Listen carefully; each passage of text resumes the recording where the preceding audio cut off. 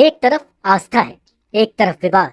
आस्था इतनी कि हर जाति, हर धर्म, हर आम और हर खास का सर इस दरगाह पर सजदे के लिए झुकता है। लेकिन विवाद ये कि दावा किया जा रहा है कि अतीत में यहाँ एक शिव मंदिर था, उस मंदिर को तोड़ा गया और उसी जगह पर दरगाह बना दी गई। फिलहाल मामला कोर्ट में है और ख्वाजा मोइनुद्दीन चिश्ती की अजमेर शरीफ दरगाह चर्चा में। दरअसल अजमेर सिविल कोर्ट में दाखिल एक याचिका में यह दावा किया गया है कि ख्वाजा की दरगाह वास्तव में एक शिव मंदिर की जगह पर बनाई गई है। इस बाबत अजमेर सिविल कोर्ट में सुनवाई से पहले दरगाह पक्ष ने परंपरा, संस्कृति और 800 वर्षों के अपने इतिहास की दुहाई दी है। लेकिन याचिका दाखिल करने वाले संगठन हिंदू सेना का दावा है कि दरगाह का बुलंद दरवाजा, दरगाह की ऊपरी बनावट और वहां मौजूद दूसरी कई निशानियां इस बात की तरफ इशारा कर रही हैं कि दरगाह के अंदर महादेव मंदिर विद्यमान है। बता दें कि ख्वाजा मोइनुद्दीन चिश्ती एक प्रसिद्ध सूफी संत थे और उनके अजमेर शरीफ दरगाह सिर्फ भारत ही नहीं बल्कि दुनिया भर में प्रसिद्ध है।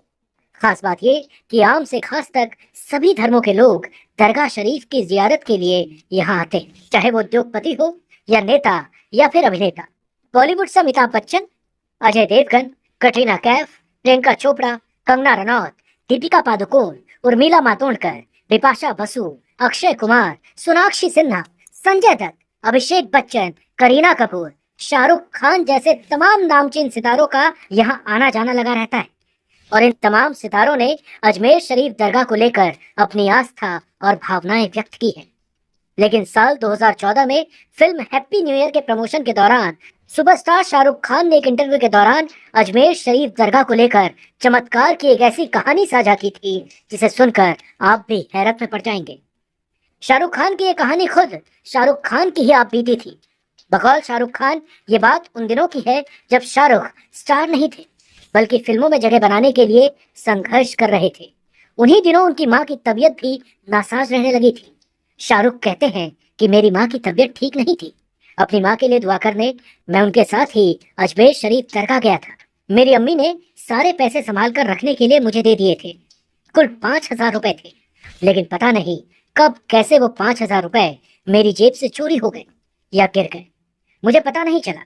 रिवायत के मुताबिक हम मन्नत मांगने के लिए चादर चढ़ाते हैं। जब हम चादर लेकर चढ़ाने के लिए जा रहे थे तब अचानक जब जेब पर मेरा हाथ गया तो मुझे पता चला कि मेरा पर्स गायब है। मैं परेशान होकर इधर उधर अपना पर्स ढूंढने लगा तो वहीं पर सामने एक फकीर बैठे हुए। उन्होंने अचानक मेरी तरफ देखकर कहा कि कुछ गुम गया है क्या?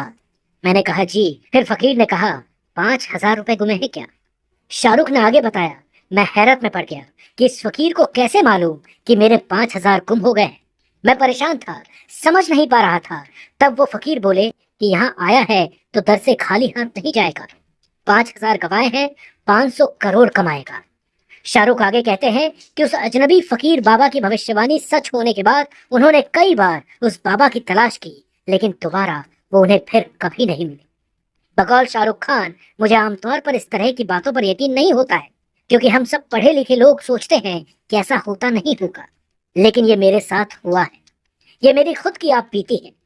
अब यहाँ ये बताने की जरूरत नहीं है कि शाहरुख खान आज किस मुकाम पर है और उन्होंने कितनी दौलत कमाई है, लेकिन शाहरुख खान की सफलता में उस फकीर का कोई योग है या ये सब महज एक संयोग? इस बात का फैसला अपनी समझ और विवेक के आधार पर आप खुद करें।